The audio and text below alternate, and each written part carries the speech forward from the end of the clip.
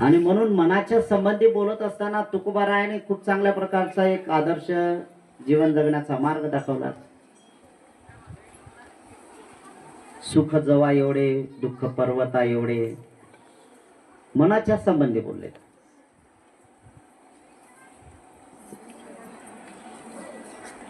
भगवंताने सिद्धार्थ बोधिसत्वाने संपूर्ण मानव जातीवर अनंत उपकार केलेले आहेत.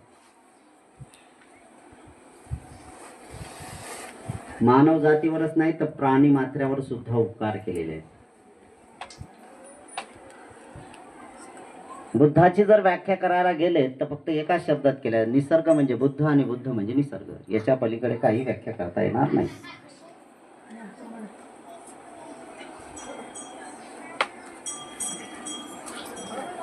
सूर्य हा सगळ्यांसाठी तप्ततेचा हे करू शकतो. नाही बाबा हा लय गरीब आहे म्हणून याच्यावर कमी ऊन पाडा, है ना.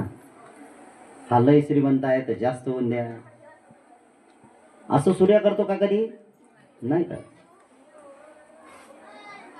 तशाच प्रकारची ही धरती आहे, जे जमीन बसलो का नाही आपण, या धरतीने कधी असं केलं का की नाही नाही हा श्रामनेर आहे, हा भिक्ष आहे, अधिक उंच होऊ ऑटोमॅटिक आपण, हे उपासक आहे अधिक खाली होऊ, असं झालं का? नाही. जसं जमीन समतोल ठेवते, जमिनीचा गुणधर्म समतोलतेचा आहे, सूर्याचा सुद्धा उगवण्याचा भाग प्रत्येकाच्या समोर तेवढा स्पष्ट आहे. अरहंत सम्यक संबुद्ध सुद्धा तेच म्हणतात की मनाला सुद्धा आपण एवढं सचेत केलं पाहिजे, मनाला सुद्धा एवढं सक्षम बनवलं पाहिजे, समता असली पाहिजे. जर तुमच्या चित्तामध्ये समता असेल, जर तुमच्या चित्तामध्ये समानता असेल, तर तुम्ही त्याच्यातून दुःखाला मुक्त करण्याचं काम करू शकतात. यासाठी अरहंत सम्यक संबुद्ध म्हणतात की मनुष्य प्राणी आहेत तर ह्या तीन गोष्टी अंगीकारल्या पाहिजेत. कायाने शुद्ध असलं पाहिजेत, वाणीनं शुद्ध असलं पाहिजे आणि मनाने शुद्ध असलं पाहिजे. शुद्धतेचा एक महत्वाचा भाग आहे. शुद्धता म्हणजे काय असते ते एक आपण जाणलं पाहिजे. आपल्या चित्ताच्या संबंधी आपण ज्या वेळेस पूर्णता खात्री करतो की मी कायेनं शुद्ध आहोत, म्हणजे मी कायेने तीन कर्म करत नाही,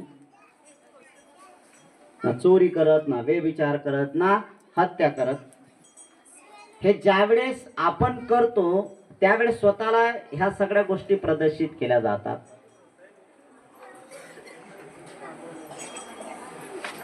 महामंगल सूत्राची गाथा मनवरती बोलली ना, आता सांगितलं ना, सच्चक्रियाचन एतंग मंगलम, सत्यक्रिया करावं लागेल ना. आणि सत्यक्रियाचा प्रकार सुरू होतो कुठून? ज्या वेळेस आपलं स्वतःचं चित्त सक्षम असेल, ज्या वेळेस स्वतःचं चित्त भक्कम असेल, शुद्ध, त्याच वेळेस आहे की कॉन्फिडन्सली सांगतो की नाही हे असंच आहे, या सत्यबलाने, या सत्यक्रियाने माझं आणि इतरांचं कल्याण होतं. चित्ताला जर सक्षम करायचं असेल तर सगळ्यात महत्वाचं, जर शरीराला जर सक्षम करायचं असेल तर कशाची गरज आहे? आहाराची गरज आहे. शरीराला सुदृढ करायचं आहे ना, सक्षम करायचं आहे ना, आहार पाहिजे. आहार जर नसला तर शरीरातला त्राण कमी होईल ना, ऊर्जा कमी होईल. तशाच प्रकारचा चित्ताचा सुद्धा एक आहार आहे. चित्ताचा आहार आहे. चित्ताचा आहार काय? कुशल आणि अकुशल या दोन्ही गोष्टी केल्या जातात. की अधिक हळूहळू पुढे जर आपण गेलं तर काही काही लोक त्याला जाणीवपूर्वक करतात. आहार आहे त्या संबंधी नाही, पण एक लोक भाषेतला एक व्यवहार आपण जर दाखवत असताना एक महत्वाचं म्हणलाय की त्या आहाराला सुद्धा एक म्हटलं जायचं तामस आहार आणि एक सात्विक आहार. मग सात्विक आहारामध्ये काय ते? सात्विक आहारामध्ये काय ते? सात्विक आहारामध्ये सगळ्याच गोष्टी व्यवस्थित होतात की ज्याच्यामध्ये कुठल्याच प्रकारची हानी होत नाही, कुठल्याच प्रकारचा त्याच्यात हत्येचा प्रकार येत नाही. असं ज्या वेळेस अन्न आपण करतो ते आपल्यासाठी करतो आणि इतरांनी, त्यामुळे शरीर आणि मन दोन्ही गोष्टी अधिक भक्कम तयारीत होत असतात, तो अगदी सात्विक आहार आहे. आणि ज्या आहारामुळे तामस आहाराची प्रक्रिया केल्या जाते, जसं मसालेदार तर आहेच आहे, त्या मसालेदाराच्या ह्याच्यातून दुसरं एक महत्वाचं आहे की जे प्राण्यांचं मांस किंवा ह्या सगळ्या गोष्टी खाण्याचं काम करतात त्याला सात्विक आहार म्हणत नाही, तो अकुशल आहार होतो. जसं शरीर त्याने वाढते, वाढत नाही असं नाही आहे, शरीर मोठं होते, पण त्याचे विपरीत परिणाम आपल्याला सगळ्याला भोगावं लागतात. सात्विक आहारामध्ये तशा प्रकारचं होत नाही. हा जसा आहार आहे तशा चित्ताचा सुद्धा एक महत्वाचा आहार आहे की कुशल आणि अकुशल.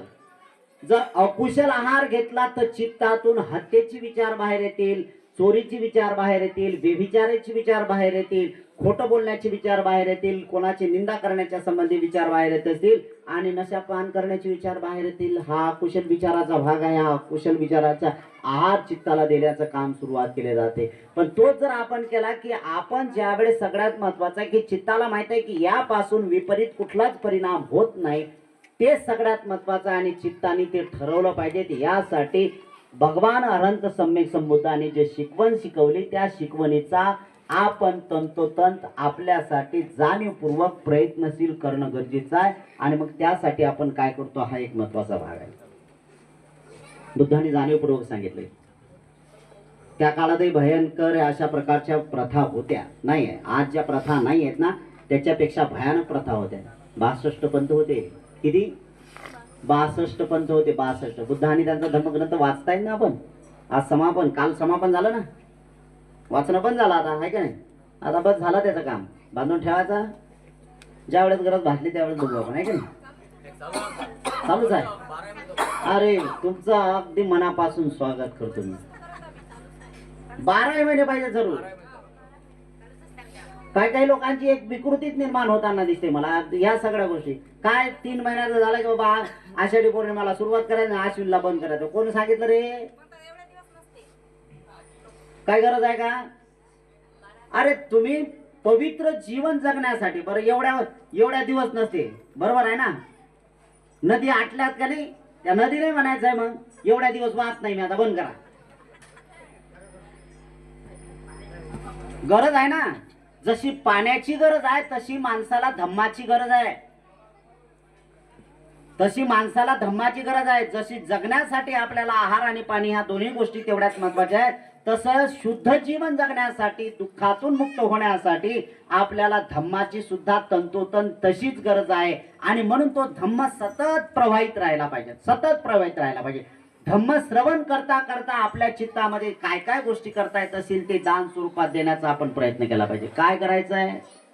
एक महत्वाचं आहे की बुद्धाची वचन ऐकत असताना ह्या सगळ्या गोष्टी करणं गरजेच्या आहेत. आपण एक महत्वाची गोष्ट लक्षात घेतली पाहिजे की अरहंत सम्यक संबुद्धाने केवळ माझ्यासाठी हा त्याग केला, हे ज्यावेळेस स्पष्ट चित्र बुद्धाने त्यांच्या धम्मग्रंथाच्या वाचनाच्या अंती आपल्या चित्तामध्ये निर्माण होईल त्यावेळेस खऱ्या अर्थाने बुद्ध तत्व तुम्हाला समजले आणि तिथून तुमचं जीवन परिवर्तित झालं असं म्हणा.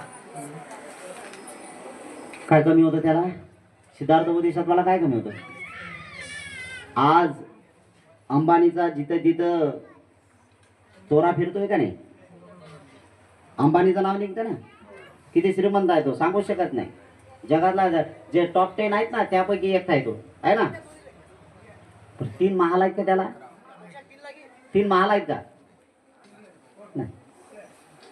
सिद्धार्थ बोधिसत्व किती महाल आहेत? काय कमी होतं त्याला?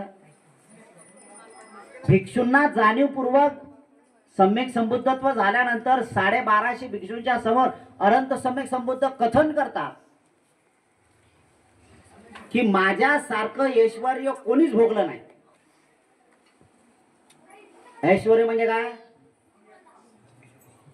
ज्याला तुम्ही आता ऐश्वर म्हणजे सगळ्या गोष्टीचा त्यांनी काय केला? भोग घेतला. भोग घेतला म्हणजे भोगाचा तो प्रकार नाहीये. जाणीवपूर्वक ह्या सगळ्या गोष्टी त्याने केलेल्या, सगळ्या गोष्टी, काही कमी नाही. उन्हाळ्याचं वातावरण आहे ते मेंटेन राहावं त्यासाठी त्यांना घर दिला गेलं होतं, बंगला बांधून दिला होता, महाल बांधून दिला होता.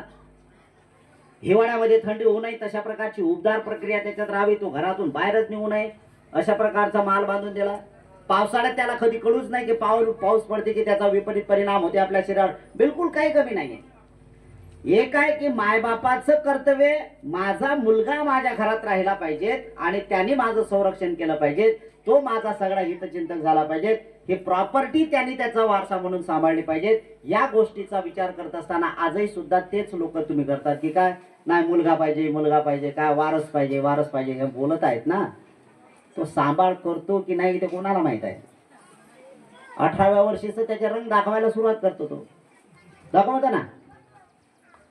सोनगिरीतले काही तरुण पोरं असे नाही आहेत, 18 वर्षातच ते रंग दाखवायला सुरुवात करतात. जर झाला तर तुला काही समजत नाही काय, तू गप्प बस. अरे एवढे उन्हाळे पावसाळे आईनं काढले, सगळ्या गोष्टी केल्या, जन्म घातला आणि तिला समजत नाही, तुला जास्त समजायला लागलं. बापाचं ऐकत नाहीये. ह्या सगळ्या गोष्टी होतात ना. म्हणजे सिद्धार्थ बोधिसत्वाने ही शृंखलाच बंद करून टाकली. बापाची वारसदाराची भूमिकाच त्यांनी संपुष्टात टाकली. इथे मानव कल्याण कसं होईल, मानवाचं हित कसं जपल्या जाईल, त्यासाठी जाणीवपूर्वक सिद्धार्थ बोधिसत्वानी ह्या गोष्टी केलेल्या आहेत. याला सुद्धा एक सगळ्यात महत्वाचं आहे. अनंत उपकार आहे त्या अनंत सम्यक संबुद्धाचे की त्यांनी ग्रहत्याग केला. जर ग्रहत्याग केला नसता तर आपल्याला मानवाचं जीवन कसं जीवन जगावं याचं माहीतच नाही. शील कशाला म्हणतात याची काही कल्पना नसते. समाधीचा मार्ग काय ते माहित नसतं. प्रज्ञा कुठून प्राप्त होते, काय केल्या जाते ते माहित नसतं. सगळ्यात महत्वाचं आहे की शिलावर, या सगळ्या समाज शिलावर आधारित असल्या पाहिजे, त्यांच्यात नैतिकता असली पाहिजे. हे शिकवण जगाला त्यांनी शिकवलेलं आहे. तो अनंत सम्यक संबुद्ध आहे आणि त्यांनी ही सुरुवात केलेली आहे. आपण त्याचे वारसदार बनलो पाहिजे. बुद्धाने त्यांचा धम्मग्रंथ वाचताय तुम्ही, चांगलीच गोष्ट आहे. लोकांसाठी आहे, मायकांमधून सुद्धा करता, खूप चांगली गोष्ट आहे. कोणी ऐको अगर ना ऐको, काही लोकांना कंटाळा येणार आहे, मला माहित आहे. लय कंटाळा येतो लोकांना आणि चांगल्याच गोष्टीचा कंटाळा येत असतो, है ना. चांगल्या गोष्टीचा कंटाळा येतो, है ना. भोगा लागला की संध्याकाळी लागला, वाचायला सुरुवात लागली तर एखादा माणूस उठून उभा राहतो, यांना काही काम धंदेच नाही आहेत आणि हे असंच नाही आहे आणि मलाच ऐकायला येते, बाकीचं काय परीक्षा आहेत, अमुक आहे. अरे राजा परीक्षा आहे, काय तीर मारणार आहे रे, काय मारणार आहे ते. यासाठी तू काय बनला हा विचार कर ना. तुला काय करायचं आहे तुझ्या मुला. अरे धम्म, इथं बुद्धाचा मार्ग जो आहे तो सगळ्या गोष्टींचं हितचिंतक आहे. सगळ्या गोष्टी आहेत. अर्थकारण बुद्धाने त्यांच्या धम्मग्रंथात बुद्धांनी कसं शिकवलं याचा विचार केला जातो. मानवांमध्ये भेद नको आहे अशा प्रकारची शिकवण बुद्धाने शिकवली. सामाजिकरण कसं वाढलं पाहिजे यासाठी शिकवण दिलेली आहे. जातीयता कशी नष्ट होईल यासाठी आहे. आणि विशेष म्हणजे विद्यार्थ्यांची तल्लख बुद्धी व्हावी यासाठी जे विधी भगवान अनंत सम्यक संबुद्धाने शिकवलेले ते सुद्धा बुद्धाने त्यांच्या धम्मग्रंथाचे आहे. आणि लोक काय म्हणतात, काय या लोकांना समजत नाही, काय लोकांना समजत नाही. असं काय करतो आम्ही की त्याचे पेपर हिसकावून घेतो का, सांगतो का त्याला काय पेपर वाचू नको. काय लोक म्हणतात नाही हेच त्याच्या ध्यानात राहते. अरे राजा, त्याच्या ध्यानात हेच राहत नाही, तो भलतेच काम करते, त्याचं काय, त्याच्याकडे जाणीवपूर्वक लक्ष नाही. म्हणजे लेकरू माझं वाया गेलं नाही पाहिजे यासाठी मायबापांनी बुद्धाने त्यांच्या धम्मग्रंथाचं श्रवण केलं पाहिजे. श्रवण केलं पाहिजे. मायबापांनी श्रवण न करता मायबापच जर समजा वांग मार्गाला गेले तर लेकर काय करणार आहेत, काय करणार आहेत काय. तेच जर मायबाप किती चुकीचे असले आणि लेकर जर चांगले वागायला लागले तर भूषण येते, नाही माझं लेकरू लय चांगलं आहे, मी त्याचा बाप आहे, मी त्याची आई आहे. माय पहिल्यांदा वैयक्तिक जीवन जगत असताना विचार कर तू काय करताय. हा विचार प्रत्येकाने केला पाहिजे. ही शिकवण अनंत सम्यक संबुद्धाने दिली. त्याचा विचार कोणीच केला नाही, त्याच्या लेकराचा विचार त्यांनी केलेला नाही. म्हणजे याचा अर्थ आमची पिढी चांगली व्हावी यासाठी त्याला पहिल्यांदा संस्कारित करण्याचं काम केलं पाहिजे. आणि ज्याला मानव जीवनांमध्ये संस्कारित व्हायचं असेल त्यांनी बुद्धाने त्यांच्या धम्मग्रंथाचं पठण केलं पाहिजे आणि त्या पद्धतीने जीवन जगण्याचा प्रयत्न केला पाहिजे. दररोज बुद्ध या शब्दापासूनच मानवाचं कल्याण सुरू होते. शब्द उच्चारला ना बुद्ध, आणि हा तुम्ही आपण नाही उच्चारला शब्द हा बुद्ध. अशीच मुनीने ह्या सगळ्या गोष्टीची सुरुवात केलेली आहे. जन्माला आला आणि त्याच वेळेस सांगितलं अरे या धर्तीवर काय बुद्ध बुद्ध बुद्ध माझ्या कानावर ध्वनी पडत आहे, व्हायब्रेशन होत आहे बुद्धांचे. तरंग बुद्धाचे येत आहेत आणि त्या तरंगाच्या नुसार तो राज त्यांच्या महालामध्ये आला, कपिलवस्तू नगरामध्ये आला आणि तिथून सांगितलं की बुद्ध जन्माला आलेला आहे, दाखवा मुलगा कसा आहे. आणि त्याची सुरुवात केली आणि त्याची सुरुवात करत असताना ह्या गोष्टी त्यांना दिसल्या आणि त्यांनी डायरेक्ट सांगितले की हा सिद्धार्थ सम्यक संबुद्ध, हा सम्यक संबुद्धच होणार. याच्यावर सगळ्यात महत्वाचं काम केलं पाहिजे. आपणही सुद्धा तोच एक विचार केला पाहिजे की निदान माझा मुलगा बुद्ध होणार नाही, निदान माझा मुलगा बाबासाहेब होणार नाही, निदान एखादा चांगला पुरुष होणार नाही, पण माझा मुलगा माझा होईल, माझी मुलगी माझी होईल. तशा प्रकारची त्याला शिकवण, त्याला संस्कारित करण्याचं काम मायबापाचं आहे आणि मायबापांनी खऱ्या अर्थाने सुरुवात केली पाहिजे. आणि ज्यावेळेस चित्त अगदी सक्षम होते, कुशल कर्मादी चित्त हे परिपूर्णता साधण्याचा प्रयत्न करते, त्यावेळेस मायबापाला वेगळा आनंद मिळत असतो. काही काही मायबाप तर लेकरापासून हैराण झालेले आहे. सकाळी दिवस निघाल्या बरोबर चिंता असते मायबापाला, काय लेकरू कसं आहे, काय काय काय ऐपत आणणार, काय कैफत आणणार आणि कसं होईल, काय चिंता असते ना. जन्माला घातलं चिंताच आहे नाही. पण ही जी सुरुवात आपण कराल की माझ्या लेकराबद्दल मला चिंताच राहिली नाही पाहिजे, यासाठी चिंतातूर झालेलं मनच आपल्याला बदलावं लागेल ना. आणि जर मन जर आपलं चिंतातूर करायचं नसेल तर बुद्धाने शिकवलेले एक महत्वाची जीवन जगण्याची कला आपण शिकलो पाहिजे. आणि जर बुद्धाने त्यांना सगळ्यात महत्वाचं आहे बुद्धाचं जीवन आपल्या समोर ठेवलं तर नक्कीच त्याची एक सुरुवात आपण करतो. हा एक महत्वाचा आनंद आपल्याला आणि चित्त सक्षम होते. पहिली गोष्ट एक आहे की तुम्ही जन्माला घातलेले लेकरं तुमचे नाहीत, हे त्यावेळेस नंतर स्पष्ट होईल.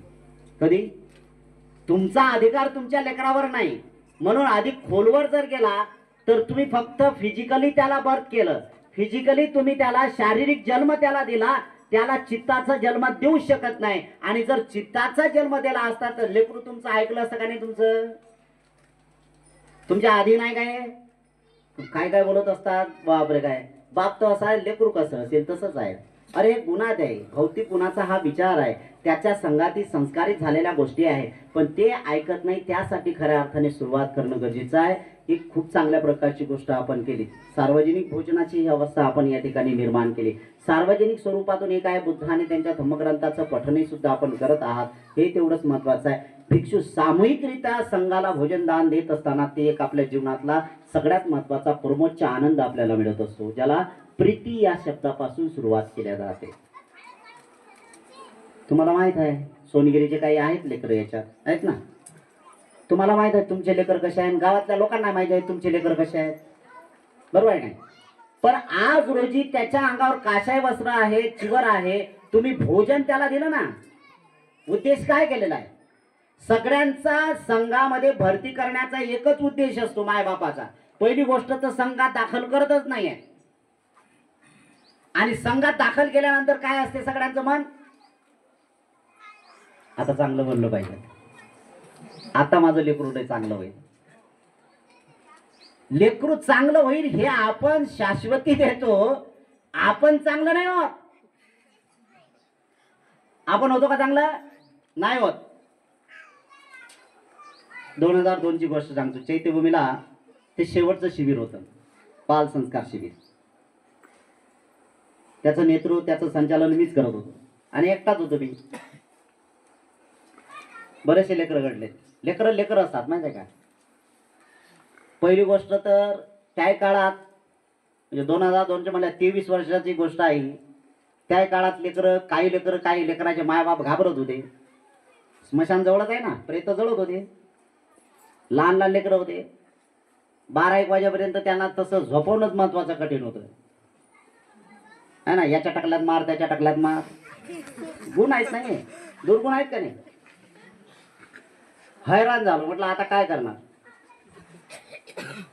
पण घडले लेकरं त्याच्यात, लेकरं घडले त्याच्यात. अनेक त्या विद्यार्थ्यांनी मला प्रश्न विचारले, भद्दीची तुम्ही एकटेच असता का तिथं? म्हटलं हा. मग तुम्हाला भूत दिसतात का? म्हटलं नाही. म्हटलं तुम्ही मशानात राहता ना? म्हटलं हो. मग मशानात तर भूत असतात. म्हटलं आजही दिसला नाही. तुम्हाला दिसला का? तुम्ही किती दिवस झाले? म्हणले 2 दिवस झाले. मग तुम्हाला दिसला का? म्हणले नाही. भूतच नाहीत ना, ती एक शंका त्यांची लेकरावरची मनातली निघून गेली. अधिक प्रश्न विचारत असताना अशा प्रश्नाची सुरुवात केली की मग आम्ही मशानात जाऊ का? म्हटलं बिंदास जा. काही अतरंग पोरं होते त्याच्यात की अक्षरशः त्यांनी कवट्या आणल्या, ते हाळ आणले आणि उशाशी घेऊन झोपले. लेकराचा गुण आहे हा. म्हणजे जे नाही करायचं आहे ते जास्त ऍडव्हान्स करते, आहे का नाही? लेकराचा गुण आहे हा. तुम्ही त्यांना मुभा दिली की ते ऍडव्हान्स करते, आणि जेवढं त्याला ऍडव्हान्स करायची मुभा द्याल ना तेवढं चांगलं पण बनते बरं, आहे ना? तुम्ही म्हणणार चांगलं, आता जेवढं त्याला ऍडव्हान्स करायचं आहे तर आता लेकर पुड्या खातात, मग द्या त्याला, चालू दे बाबा देव म्हणा. समजून त्याला ऍडव्हान्स आहे ते पुढे आज खात असेल तर उद्या सिगारेट फुकणार. सिगारेट फुकली की ते बंद झालं की ते नक्कीच ते 90 वर येतेच का? ज्या गोष्टीवर आवर घालायला पाहिजे त्या गोष्टीवर आवरच घालायला पाहिजे.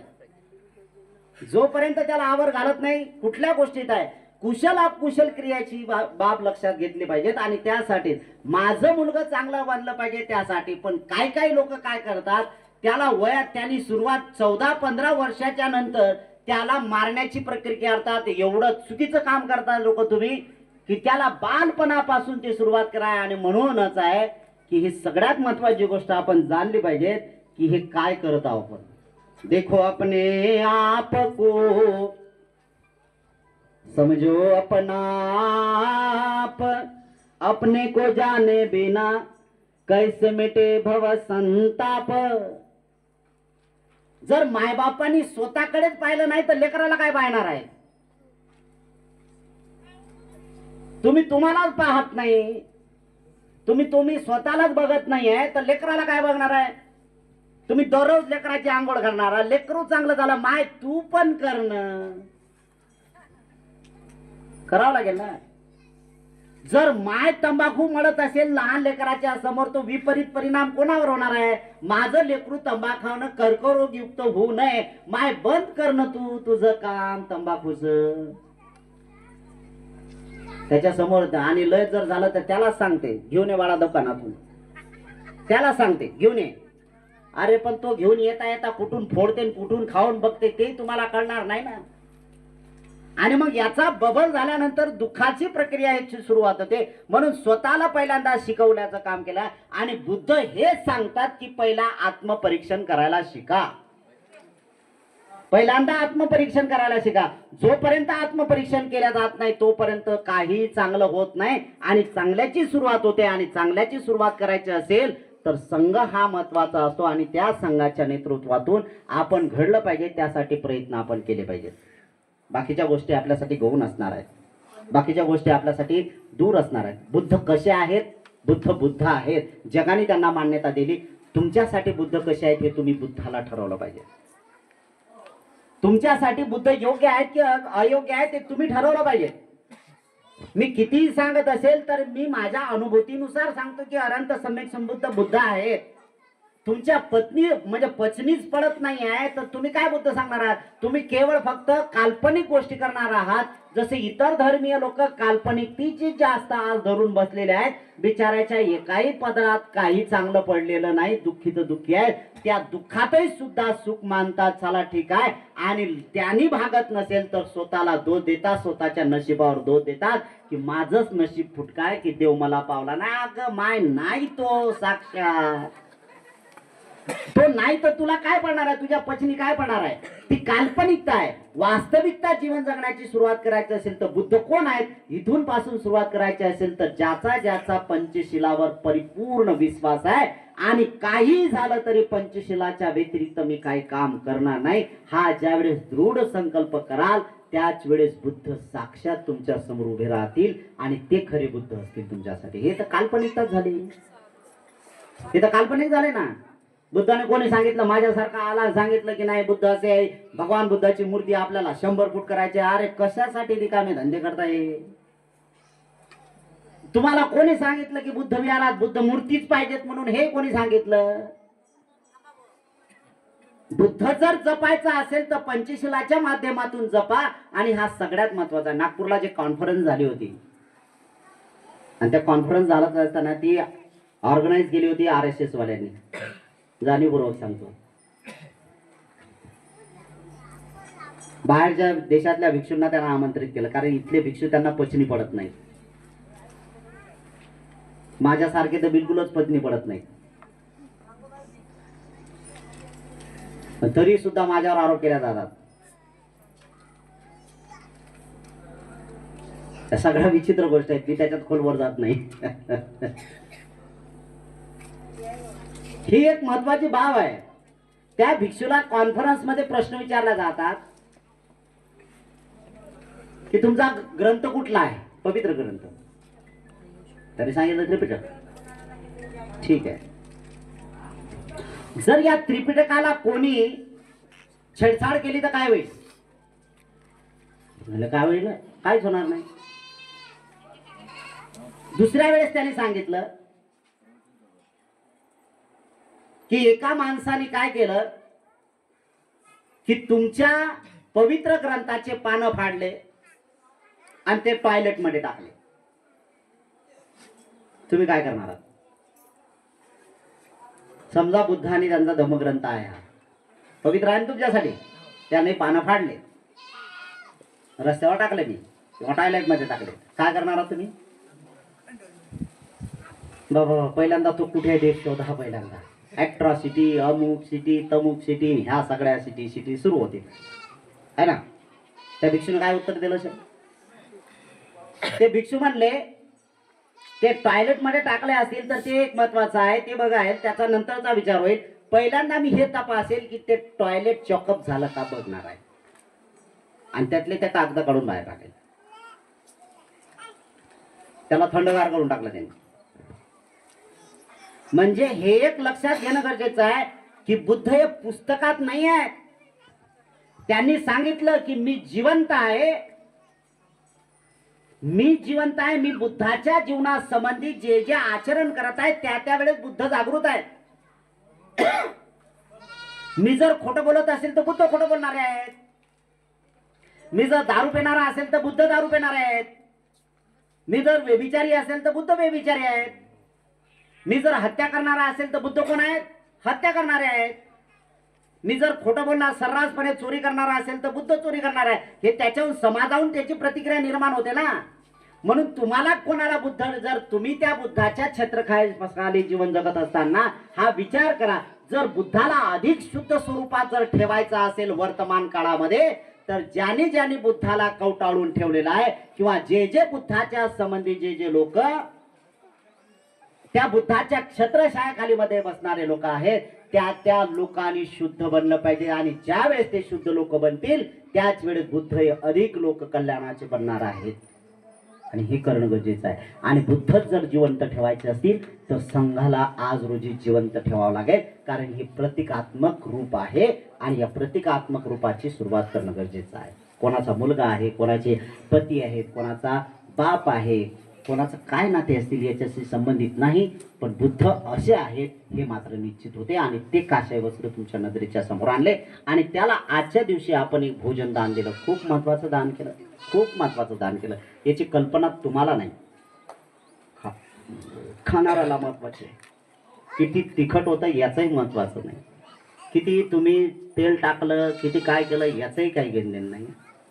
आहार दिला हे सगळ्यात महत्वाचं, आणि तोही सुद्धा सामूहिकरित्या आहार दिला हे सगळ्यात महत्वाचं परम कल्याण करण्याचं काम आहे. कारण याच्यात गुढी आहे. आजच्या दिवशी शांतता वाटलं ना तुम्हाला?